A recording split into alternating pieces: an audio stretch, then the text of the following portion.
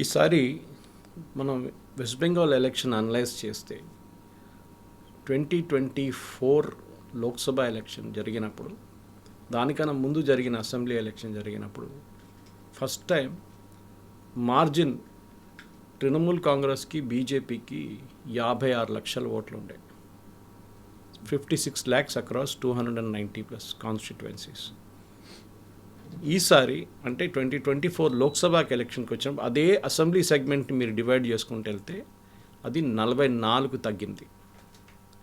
అంటే మీరు 280+ కాన్స్టిట్యువెన్సీకి డివైడ్ చేస్తే అది 14,000 ఓట్లు పర్ కాన్స్టిట్యువెన్సీ యావరేజ్. కొన్ని ఎక్కువ ఉండొచ్చు, కొన్ని తక్కువ ఉండొచ్చు, కానీ యావరేజ్ 14,000. ఇప్పుడు అక్కడ జరిగిన ఎస్ఐఆర్ ప్రాసెస్లో మనం చూస్తే ఆల్మోస్ట్ 66 లక్షల మందిని తీసేశారు. ఇంకొక 60 లక్షల మంది డౌట్ఫుల్ కేటగిరీలో ఉన్నారు.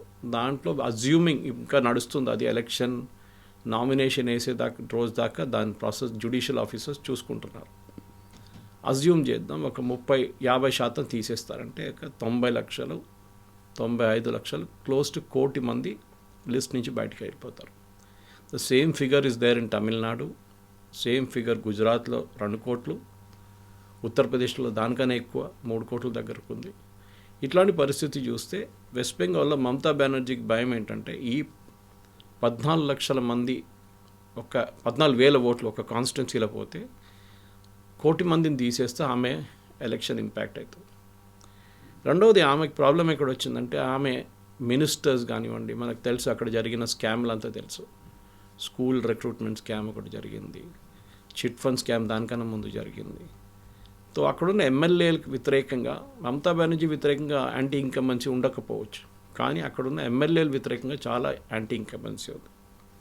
మీరు ఇప్పుడు చూడండి 74 మందిని డ్రాప్ చేశారని చెప్పారు. లాస్ట్ టైం మీకు గుర్తుంటుంది నందిగ్రామ్ నుంచి పోటీ చేస్తారు మమతా బెనర్జీ, ఒకసారి ఓడిపోయారు. సువేందు అధికారి బీజేపీ ఆపోజిషన్ లీడర్, ఇప్పుడు ఆపోజిషన్ లీడర్ ఓడించారు. మమతా బెనర్జీ ఈసారి భవానీపూర్ నుంచి పోటీ చేయబోతున్నారు. She's change their constituency. అంటే ఆమె ఎప్పుడు 2 కాన్స్టిట్యున్సీ పోటీ చేస్తుంది, ఎందుకంటే ఏదైనా ఒకటి కౌంటర్మాండ్ అయితే ఇంకో కాన్స్టిట్యున్సీ గెలవచ్చు అని చెప్పి. 74 మందిని ఎందుకు డ్రాప్ చేశారని అడిగితే డెఫినెట్గా దాంట్లో చాలా మటుకు యాంటీ ఇన్కంబెన్సీ ఉన్న ఎమ్మెల్యేలు ఉన్నారు. వీళ్ళు పని చేయలేదు, వీళ్ళు అక్కడున్న వాళ్ళ ఎమ్మెల్యే పొజిషన్ని సరిగా వాడుకోలేదంటే ఫండింగ్ తీసుకురాలేదు, అక్కడున్న ప్రజలకున్న సమస్యలు చూసుకోలేదని ఆమెకు ఫీడ్బ్యాక్ వచ్చింది. మమతా బెనర్జీ ఇప్పుడు ఏం యూజ్ చేస్తున్నారంటే ఒకటి ఎస్ఐఆర్ ప్రాసెస్లో ఆమె సుప్రీంకోర్టుకి వెళ్ళింది, మేము మీకోసం పోరాడాము, మీకోసం నేను ధర్నాలో కూర్చున్నాను, ఎస్ప్లెనేడ్లో కూర్చున్నాను, నేను ప్రజల కోసమే చేస్తున్నాను అన్నీ అని చెప్పి ఒక ఇమేజ్ క్రియేట్ చేస్తుంది. ఇంకోటి మెయిన్ ఇమేజ్ ఏంటంటే ఆమెది అక్కడ ఉన్న మన మహారాష్ట్రలో శివసేన చేసే అదే స్ట్రాటజీ, అంటే మరాఠీ మానూస్ అక్కడ ఉంటే ఇక్కడ బెంగాలీ ఐడెంటిటీ గురించి మాట్లాడుతున్నారు.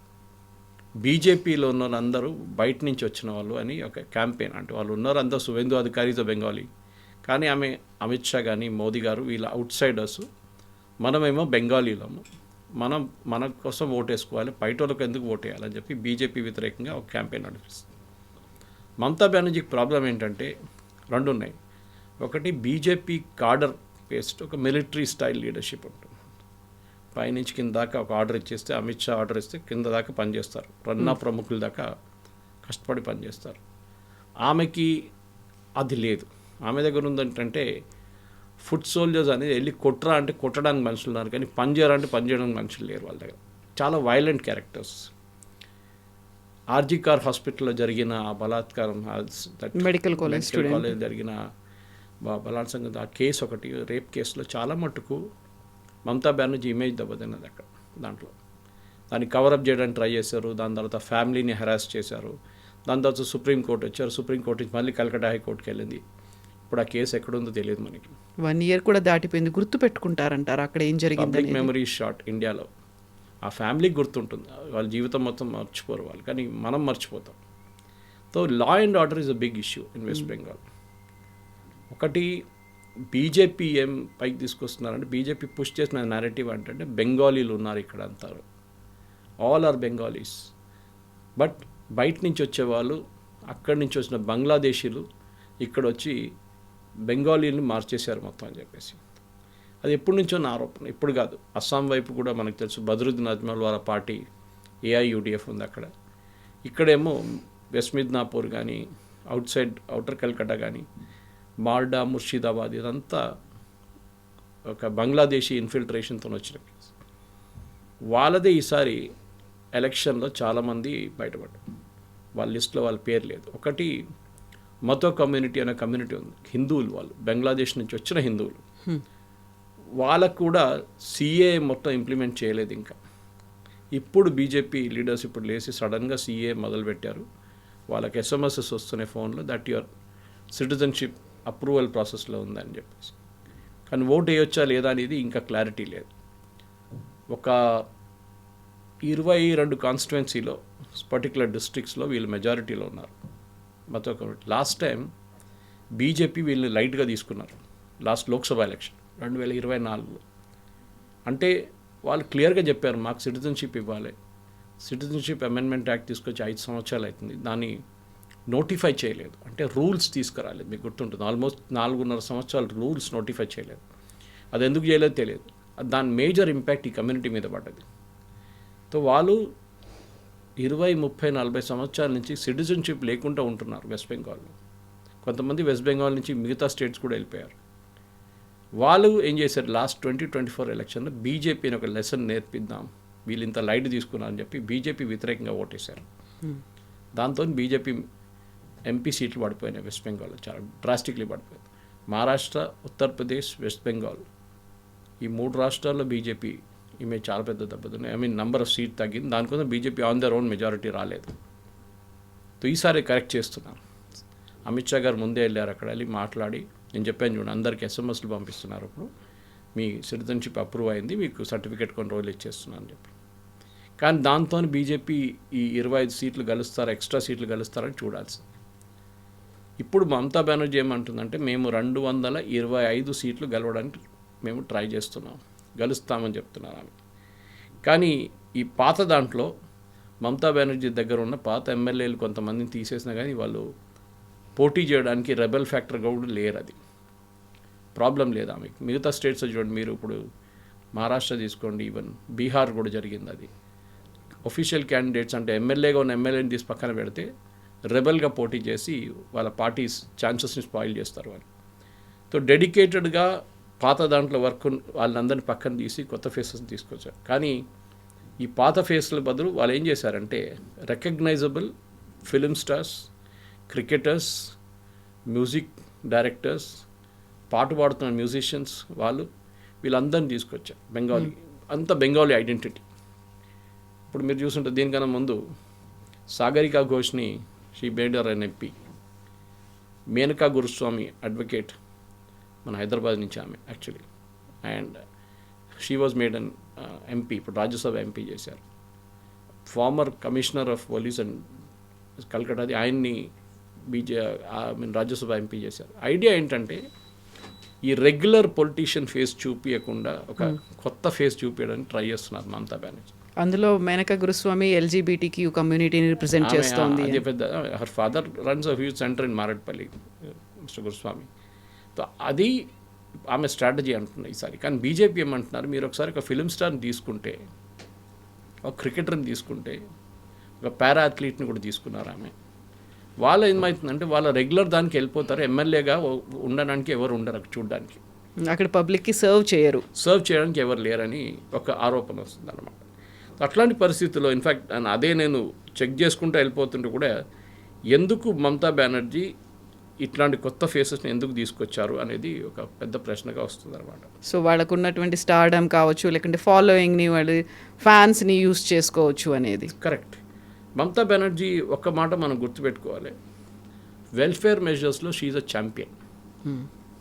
మీరు బహుశా శివరాజ్ సింగ్ చౌహాన్ గారు చేసిన లాడ్లీ బెహన్ కానీ, మిగతా స్కీమ్లు, ఈవెన్ దేవేంద్ర ఫడ్నవీస్ గారి ఎలక్షన్, దానికన్నా ముందు మమతా బెనర్జీ ఇట్లాంటి స్కీమ్లు వెస్ట్ బెంగాల్లో మొదలుపెట్టింది.